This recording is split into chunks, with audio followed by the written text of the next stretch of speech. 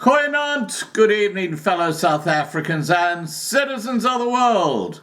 Well, it's been an interesting 24 hours because the courts have come out solidly against this overzealous, ill-trained police force in South Africa. Not in just one case, but in a couple of cases. And let me give you a bit of background to this. First of all, let me tell you, and this is the really good news. Remember that self-imposed ruling that food parcels had to be delivered to a central point, and from there the ANC would deliver them to their mates, and of course the intended targets of the food parcels, who are starving, would miss out. And often the recipients would be ANC cadres, not starving people. Well, the courts have come out strongly against that. And this is hot off the press. The Democratic Alliance took the ANC government to court over the suggestion that NPOs, or non-for-profit organizations, had to distribute food this way. And the court ruled as follows. The High Court in Pretoria yesterday gave the government 5 days to put structures in place to regulate the behavior of the police, military and metro officers.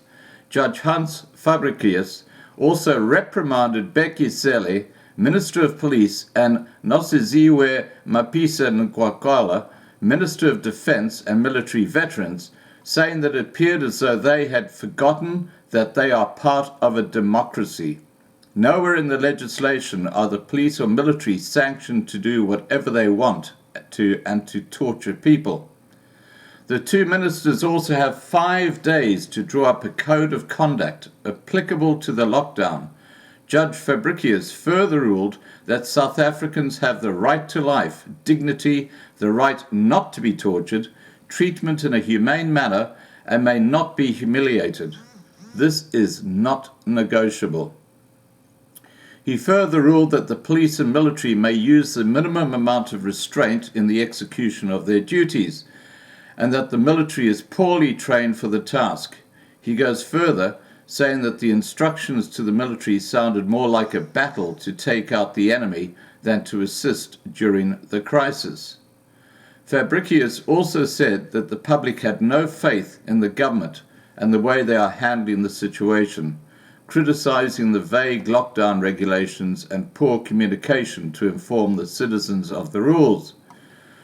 This is a strong message to the power-crazy government, the police, military, and even to various security staff who suddenly regard themselves as state-empowered agents. Now, that is really good news. Now, this follows hot on the heels of another report of a home invasion by police. And this is disgusting beyond belief, but it's quite typical of what's happening in South Africa. Let me tell you what it's about. After the shocking incidents at Ballito Bay and Dwarskerspos, the most shocking incident of all, where black police officers have abused and arrested minority South Africans for violating trivial and unjust lockdown regulations, has happened in Middelburg and Mpumalanga. From all available evidence, it looks like a busybody in the neighborhood with a full fridge has called the jackboots to come and snatch food from a white family who really need it because the breadwinner in the house works for himself doing odd jobs and can't get any contracting work to do at the moment. Three racist black police officers invaded the private residence of this white family at night and snatched food which had to be delivered under cover of darkness because the police don't allow food deliveries to white people and will arrest people for doing that. Well, of course, that's now changed, hasn't it, after this ruling? The grandchildren in the family, 5 and 12 years old, had to watch helplessly as the 3 black police officers carried the food out. The 53-year-old man told Mob Server Community newspaper that it is difficult enough to depend on handouts, but his family must eat, and it was very difficult for him to see how the just delivered food parcel was carried out by the 3 police officers. They even took some food which was not in the delivered food parcel. The incident happened 2 weeks ago. The 3 police members refused to identify themselves and only asked if it was whites who had delivered the food. They said the delivery of food by private people is illegal, and the ANC-controlled local authority is in charge of the distribution of food. All food donations must be taken to a central warehouse according to them. The victim of the food snatching did go down to the police station, where he was chased away. His phone was also slapped out of his hand by the policeman because he tried to record the police's refusal to help him. The man kept quiet initially because he was scared that he and his family would be victimized further by the police. A local pharmacist heard about the incident and contacted the local mob server community newspaper to report about the incident. Residents of the area also know about similar incidents of police taking food donations from white people, which happened in Mineralia, but these people are too scared to complain. Mr. Lewin Hemmons, AfriForum Safety Coordinator for the North Region, got involved and assisted the victim.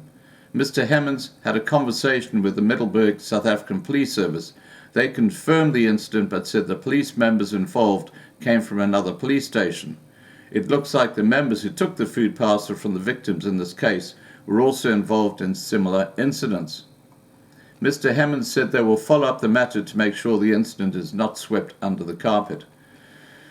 We also reported previously about the Cradle of Hope Centre in Krugersdorp, where the lady who distributed food was even prohibited from distributing peanut butter sandwiches. The local police also watched the place, ready to pounce and arrest the lady as soon as one sandwich is given to a hungry person. This is what you call a police state, and thank God at least one judge in South Africa is someone who acts responsibly. And now that that ruling has been made, the police are on notice. The police are on notice. Let's hope this police state of South Africa turns itself around. But with the ANC government in power, I doubt it. Now remember, tonight at 8 p.m. Johannesburg time, I'm going to be talking to Gareth Cliff on the main Loving Life channel, this channel. All right, guys, please remember to subscribe to be kept informed. Ring the bell for the updates. Please like this video. Please share this video. And above all, please stay safe.